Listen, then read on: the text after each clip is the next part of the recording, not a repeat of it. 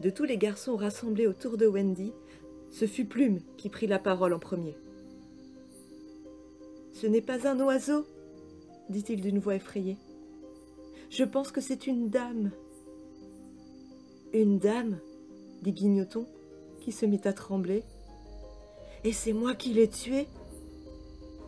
Il médita un moment, puis reprit. « Oui, c'est bien moi. Lorsque les dames viennent me voir en rêve, je leur dis « Jolie maman, jolie maman ». Mais voilà que l'une d'elles vient enfin pour de vrai, et moi je lui tire dessus. » En cet instant tragique, ils entendirent le cri sonore de Peter Pan, qui vint se poser face à eux. Sans un mot, ils se serrèrent les uns contre les autres pour lui cacher le corps. « Je suis de retour !» dit-il agacé. « Pourquoi ne criez-vous pas de joie ? En plus, j'ai une grande nouvelle. J'ai ramené une maman pour tout le monde. » Guignoton tomba à genoux. « Peter, dit-il calmement, je vais te la montrer. Poussez-vous les jumeaux. Voilà Peter, elle est morte. Peut-être même qu'elle a peur de sa mort. » Peter se précipita sur le corps de Wendy. Saisissant la flèche, il était prêt à la planter dans la poitrine de Guignoton, lorsque Grabouille remarqua, quelle merveilleuse surprise, que Wendy avait levé le bras. « Le Wendy bouge !» cria Grabouille. Et se penchant sur elle, je crois bien qu'elle a dit « Pauvre Guignoton !» Peter vit le bouton qu'il lui avait offert et qu'elle portait autour du cou, fendu par le milieu. « Regardez, dit-il, la flèche était plantée là-dedans. C'est le baiser que je lui ai donné. Il lui a sauvé la vie. »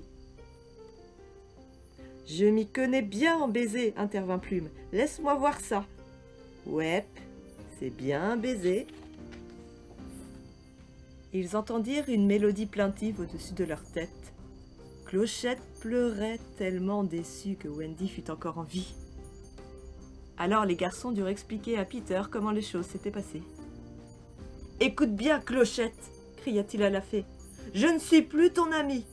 Je ne veux plus te revoir, jamais. Enfin, jamais. Disons, pendant toute une semaine. » Les fées sont des êtres étranges et Peter devait à l'occasion être ferme avec elles. Mais comment prendre soin de Wendy? Le mieux à faire, selon Peter, était de construire une maison autour d'elle. En un instant, tous les garçons se mirent à s'affairer comme des tailleurs à la veille d'un mariage. Ils se précipitaient à droite, à gauche, rassemblant ici le couchage, là du bois pour le feu, et tandis qu'ils s'activaient, John et Michael firent leur apparition. Les deux frères traînaient les pieds et s'endormaient debout. Alors ils s'arrêtaient, puis ils se réveillaient et avançaient un pied avant de s'endormir encore. Frisoton les secoua et les mit immédiatement au travail. « On construit une maison pour le Wendy. Allez, relevez vos manches !»« Pour Wendy ?» demanda John, stupéfait. « Mais ce n'est qu'une petite fille. »« C'est justement pour ça, dit Frisoton, que nous sommes ses serviteurs. » Pendant ce temps, Peter demandait à Plume d'aller chercher un docteur. Comme il fallait toujours obéir à ses ordres, Plume s'éloigna en se grattant le crâne. Lorsqu'il revint un instant plus tard, il avait mis sur sa tête le chapeau de John. Pour Peter, en effet, il n'y avait pas de différence entre faire semblant et faire pour de vrai. Cela troublait parfois les autres, quand ils devaient faire semblant d'avoir bien mangé. « Êtes-vous docteur, monsieur, je vous prie ?» demanda Peter. « Il y a par ici une dame très malade. » dit Plume en s'approchant. « Voyons cela. » Il fit semblant de lui mettre quelque chose dans la bouche, puis il se redressa fièrement. « Comment va-t-elle » demanda Peter. « dit Plume. « Je l'ai guérie. Je passerai la voir dans la soirée. Donnez-lui du bouillon dans une tasse avec une jolie anse. » Ensuite, il s'éloigna, ôta son chapeau et reprit les travaux de construction. Wendy, les yeux fermés, décrivait la maison de ses rêves, et les garçons s'y conformaient comme ils pouvaient, couvrant le sol de mousse, ouvrant des fenêtres à coups de poing, fabriquant des rideaux à l'aide de feuilles jaunes. Il ne manquait qu'une cheminée, Mais Peter prit le chapeau de John, déchira le fond et le posa sur le toit. La petite maison était si fière d'avoir une cheminée aussi imposante qu'elle se mit à en faire sortir de la fumée comme pour les remercier. Peter frappa solennellement à la porte et une dame ouvrit. C'était Wendy. Face à tous les garçons qui lui faisaient la révérence, elle avait l'air toute étonnée. « Dame Wendy, dit Plume en toute hâte, pour vous, nous avons construit cette maison. Oh, dites-nous qu'elle vous plaît, supplia Guignoton. C'est une charmante, une adorable maison, dit Wendy. Oh, Wendy, dirent-ils tous ensemble, soyez notre maman. Vraiment, répondit-elle rayonnante. Cela serait bien sûr follement excitant, mais vous savez, je ne suis qu'une petite fille. Je n'ai pas vraiment d'expérience. Eh bien, je ferai de mon mieux. Rentrez tout de suite, garnement. Je suis sûre que vos pieds sont tout mouillés. Et avant de vous mettre au lit, je dois encore vous raconter comment finit l'histoire de Cendrillon. Ils entrèrent tous, car on peut se serrer sans problème au pays de nulle part.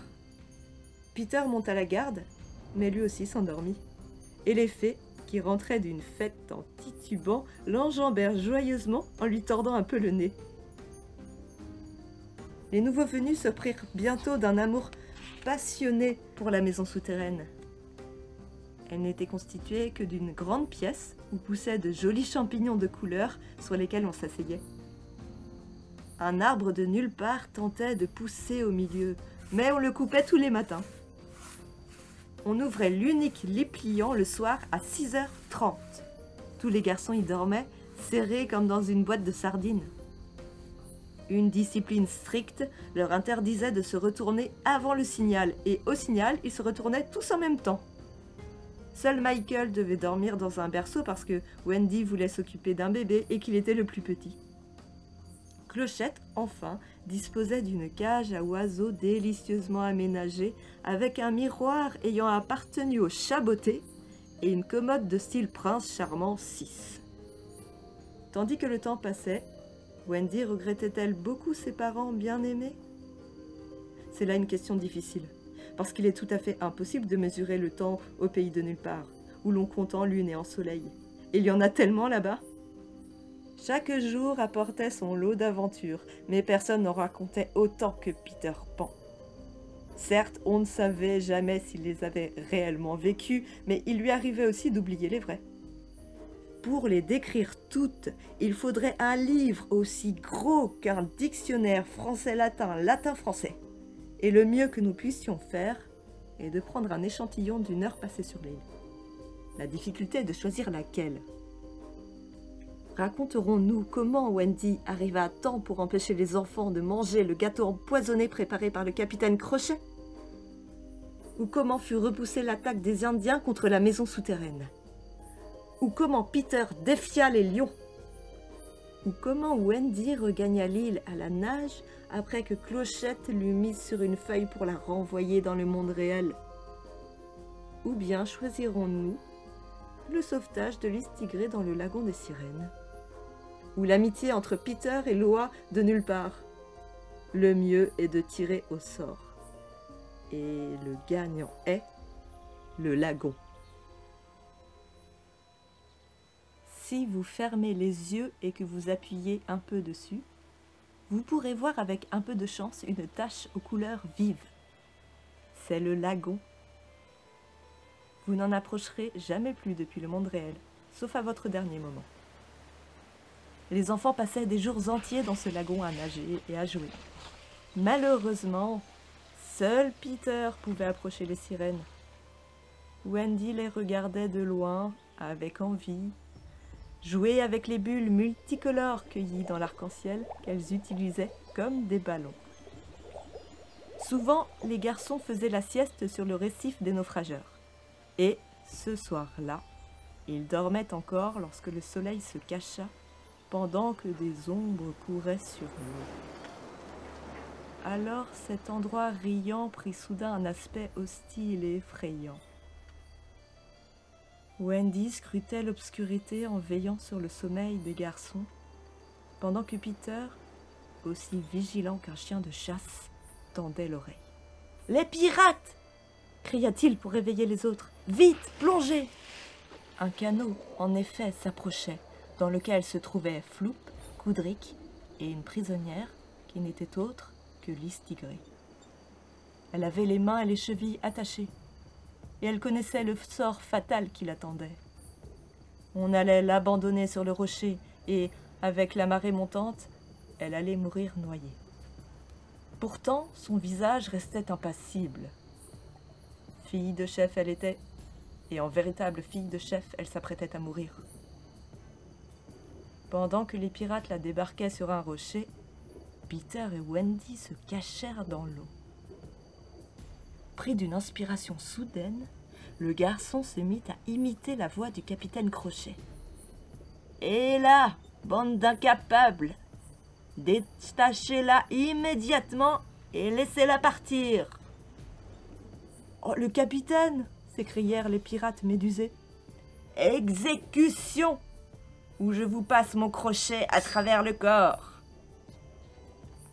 Floop n'en croyait pas ses oreilles. Mais Coudric craignait trop la colère du capitaine pour discuter les ordres. Ils coupèrent aussitôt les liens de Lys Tigré, qui leur échappa et glissa comme une anguille entre leurs jambes jusqu'à l'eau. Wendy était fière de Peter, mais celui-ci l'était plus encore. Il allait se trahir en poussant son cri de victoire lorsqu'ils entendirent la voix de Crochet résonner sur le lagon. « Ohé, du bateau !» Le véritable capitaine était en train de nager vers la barque, où il grimpa sans difficulté. Mais une fois à bord, il prit sa tête entre ses mains. « Il soupire, dit Floop. « Il soupire encore, dit Coudric. »« Fini de jouer !» cria Crochet. « Ces damnés garçons se sont trouvés une mère !»« Capitaine, reprit Floop après un long silence, est-ce qu'on ne pourrait pas kidnapper la mère de ces garçons et en faire notre maman à nous ?»« Mais oui, voilà un plan royal !» cria Crochet. « Wendy sera notre mère !» Wendy ne put se retenir de crier « Jamais !» et elle plongea immédiatement sous l'eau. Les pirates surpris se mirent aux aguets. C'est alors que le capitaine se souvint de Lys Tigré, mais Floop et Coudric durent lui avouer qu'ils l'avaient libérée comme sa voix le leur avait ordonné. La stupeur de Crochet les jeta tous les deux dans une profonde inquiétude.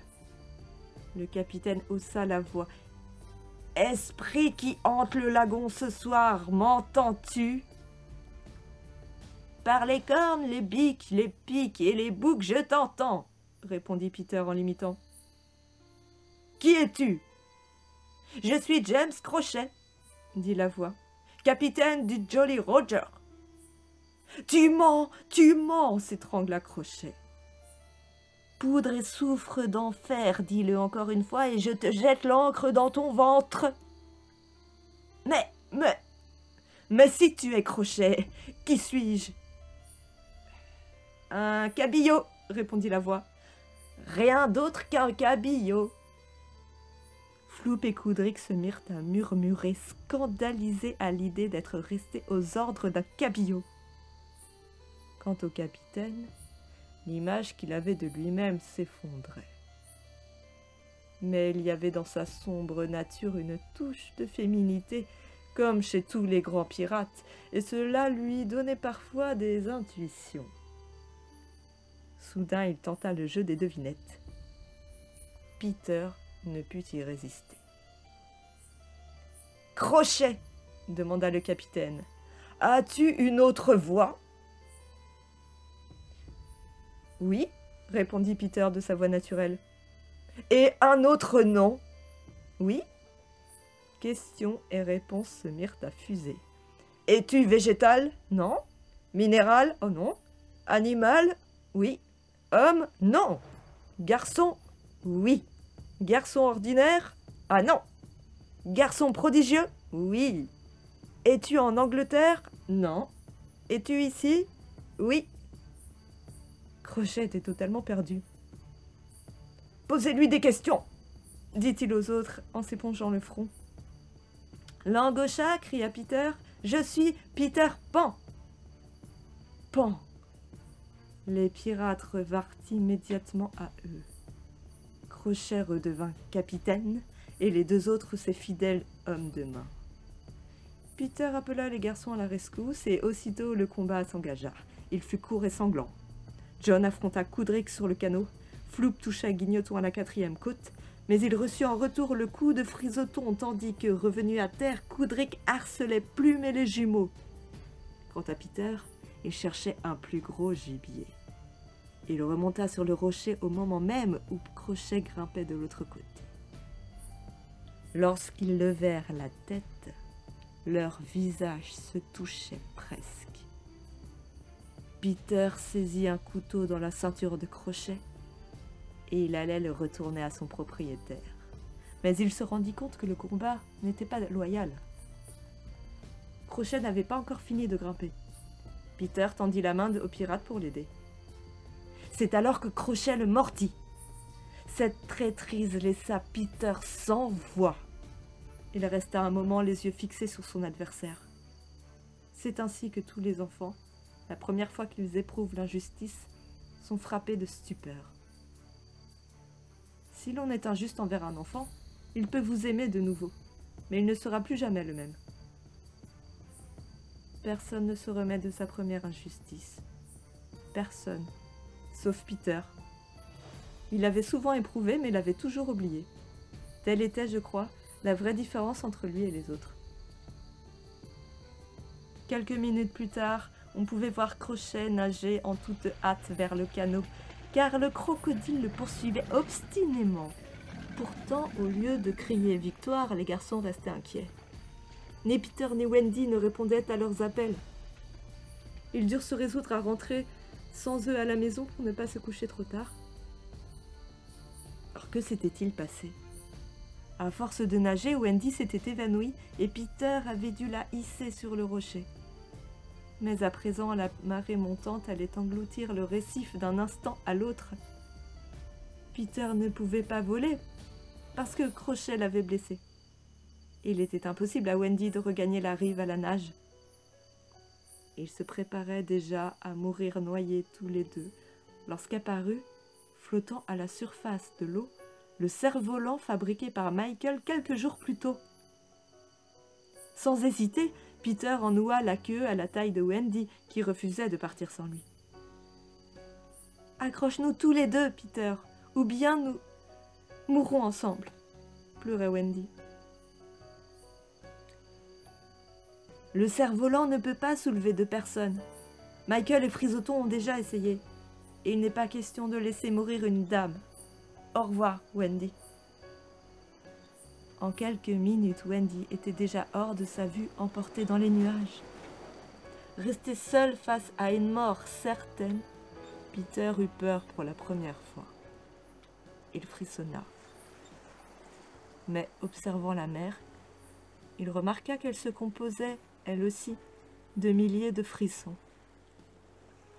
Alors, reprenant courage, il se dressa sur le rocher et, le visage souriant, un grave tambour battant dans sa poitrine, il dit « Ce sera une carrément grande aventure de mourir. » Les eaux commençaient à lui lécher les pieds lorsqu'il vit une oie de nulle part qui flottait sur son nid.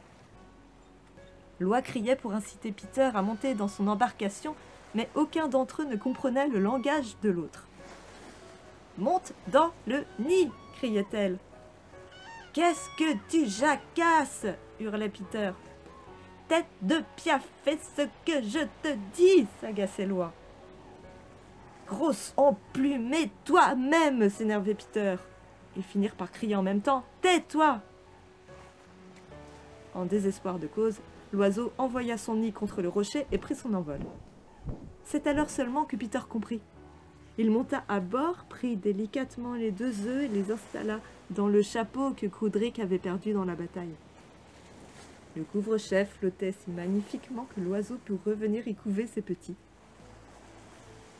Depuis ce jour, les oies de nulle part construisent leur nid suivant cette forme, avec de larges bords où leurs poussins viennent prendre l'air.